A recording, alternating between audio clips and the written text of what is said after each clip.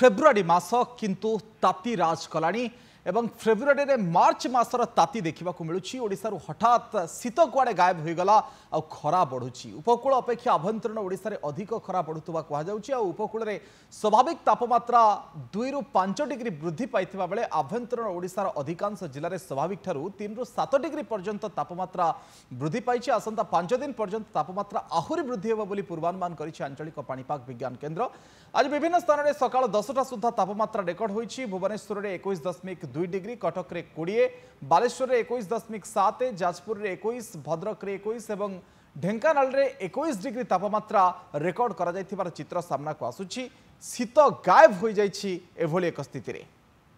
संपर्क अधिक आलोचना करने शत्रुघ्न विश्वाल आम सहित अच्छा भुवनेश्वर रिपोर्टर। शत्रुघ्न, वर्तमान शीत देखा आप बिल्कुल ना एवं वर्षार परिमाण तो आप कहे किस दिन तले जहाँ होता अंपटे खरा बा ताती बढ़िबार लगी ये पागरे परिवर्तन ये लगी रहा सामयिक भाव में पाणीपाग विभाग ए संपर्क में कौन सूचना प्रदान करुच्छे? देखो बर्तमान जदि आप देखिए तेज उपकूल ओडिशा बंगोपसागर रे एक गुरुचाप बलय सक्रिय रही जहाँ प्रभाव में राज्य को प्रचुर मात्रा रे जलीय बाष्पपूर्ण वायु प्रवाह जारी रही प्रभाव में उपांतर उपकूल सबुठी बर्तमान उपमुहा होती पारद। विशेषकर उपकूल ओडिशा समेत आभ्यंतरण ओडिशार अधिकांश जिले में ताती बढ़ी।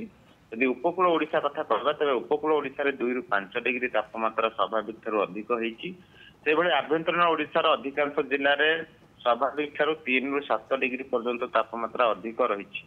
तेज आसंता 3 दिन पर्यंत राज्य में यह पाग जारी रहिबो। रात्र तापमात्रा कौन विशेष परिवर्तन हबार नहीं। 10 तारिख बेलू जेहेतु पश्चिमा झड़र प्रभाव रहिबो तेज तार प्रभाव में आभ्यंतरण ओडिशा एवं उत्तर ओडिशार अधिकांश जिले में तापमात्रा स्वाभाविक ठारू 2 ରୁ 3 डिग्री पर्यंत कमिबो। कारण पश्चिमा झड़ प्रभाव में किसी जिले में वर्षा हालुका वर्षा हबार संभावना रही। पाग टिके मेघुआ रहिबो।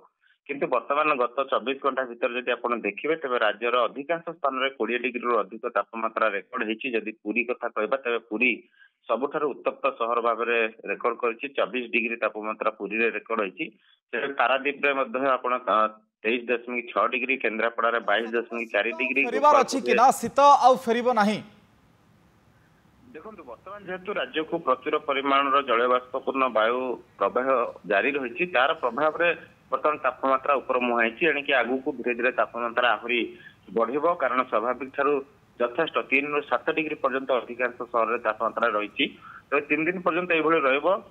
10, 11, 12 ये 3 दिन पर्यंत हालुका वर्षा संभावना थी तापमात्रा सामान्य कमिबो। किंतु 12 तारिख पर पुणी ऊपर मुहां हम पारद जो भाई ताती अनुभूत होती। आप जानते बर्तमान फेब्रुआरी मास चली। फेब्रुआरी मसरे मार्च मासर खरा ताती अनुभूत होती। कारण आईएमडी जहाँ आकलन करथिला जे चलित वर्ष जेहेतु प्रभाव रही तेणु तापमात्रा स्वाभाविक ठारू यथेष्ट अधिक रहिबो। ताती अधिक समय धरि रहिबो।